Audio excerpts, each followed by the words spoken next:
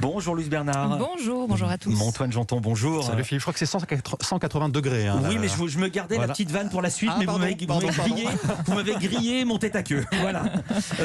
Antoine, au sommaire de votre journal des médias. L'épisode spécial de Friends diffusé dès après-demain en France, en même temps qu'aux États-Unis. Et puis Vianney en terre inconnue ce soir avec en prime une nouvelle chanson. Mais d'abord, les audiences avec vous, Louise, qu'ont regardé les Français hier soir. Alors, TF1 était leader avec la suite de sa série Plan B avec l'actrice Julie Debona qui se maintient bien, 4 100 000 téléspectateurs, c'est 200 000 de moins seulement que la semaine dernière, 19,9% de part d'audience. Puis c'est France 2 avec sa série Meurtre au paradis.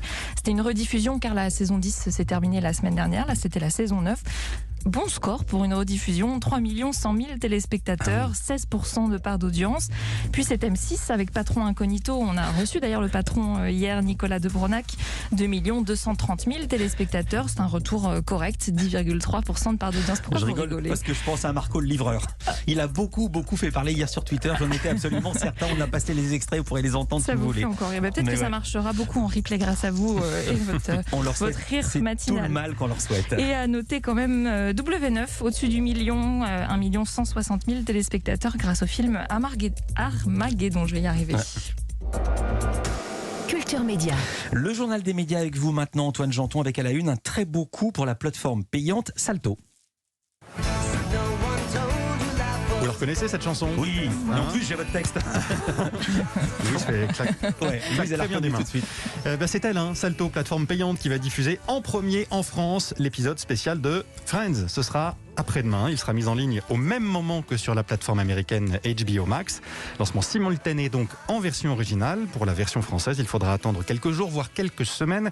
Elle sera diffusée sur TF1 en première partie de soirée. Vous le savez peut-être, cet épisode n'en est pas vraiment un. Ce n'est pas la suite de la série qui s'est arrêtée il y a 17 ans, mais une émission spéciale au cours de laquelle les 6 comédiens principaux vont partager des souvenirs, des anecdotes aux côtés de nombreux invités comme Tom Selleck, Lady Gaga ou encore David Beckham. À votre connaissance, en version originale avec ou sans sous-titres ?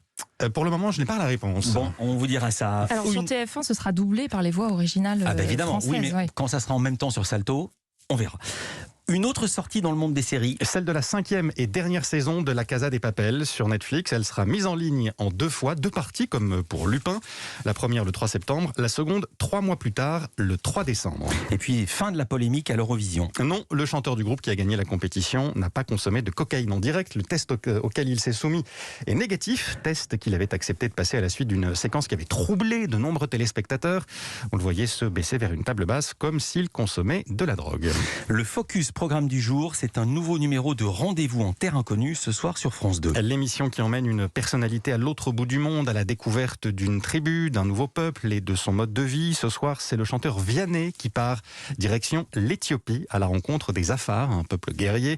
Un voyage qui n'a pas été simple à monter. Il a fallu un an et demi pour arriver à coordonner les agendas, mais ça valait le coup. Vianney rêvait de participer à Rendez-vous en terre inconnue et Raphaël de Casabianca, le présentateur, voyait en lui l'invité idéal.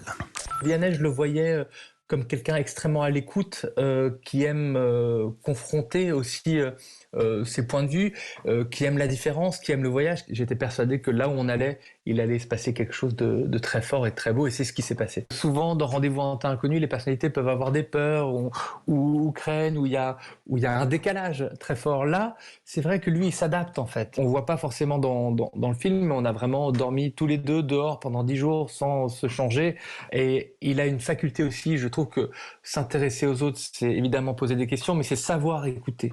Et lui, il a vraiment cette force de toujours vraiment s'adapter. S'adapter, écouter et voir. Vianney découvre, et nous, avec lui, la technique des Afars pour trouver de l'eau. Vous la découvrirez ce soir, alors que ces Afars vivent sur des terres brûlantes, arides et volcaniques, des paysages époustouflants et des rencontres qui ont d'ailleurs inspiré Vianney.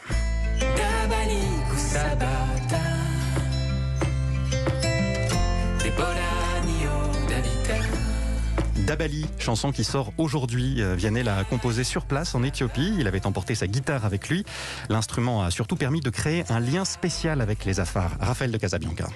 Le premier soir, quand on arrive, ils pensaient que ce qu'il y avait dans cet étui, c'était une arme. Ils s'imaginaient pas du tout une guitare. Ils en avaient pas vu avant. Et donc, du coup, ça a créé tout de suite, au niveau de la rencontre, quelque chose de très particulier, d'assez magique, de très sensible. Puis, il y a cette jeune femme qui s'appelle Dabali. J'avais pas fait attention, mais c'est vrai que le premier soir, Vianney, quand il prononce Dabali, il y a une harmonie Dabali.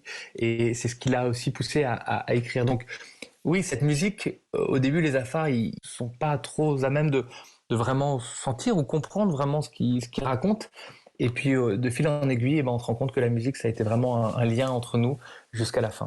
Raphaël de Casabianca, rendez-vous en terrain connu. Très beau numéro avec Vianney. C'est diffusé ce soir à 21h05 sur France 2. Et puis Dabali, dont on a entendu quelques mesures il y a quelques instants, est disponible sur toutes les plateformes de streaming aujourd'hui. Beaucoup moins joyeux dans l'actualité des médias encore, la répression se durcit contre les journalistes en Biélorussie. Il leur est désormais interdit de couvrir les manifestations que le pouvoir juge illégales, manifestations d'opposition notamment. Une loi a été signée par le président Loukachenko hier au lendemain de l'arrestation de Roman Protasevich, ancien rédacteur en chef d'un média d'opposition biélorusse, Nexta. Une arrestation qui est intervenue après que la Biélorussie a détourné un avion de ligne dans lequel se trouvait le jeune journaliste. Toutes ces infos, vous pouvez les retrouver avec d'autres sur la newsletter média d'Europe 1. C'est gratuit, il suffit de s'inscrire sur europe1.fr. Merci beaucoup Antoine Janton, merci beaucoup Louise Bernard.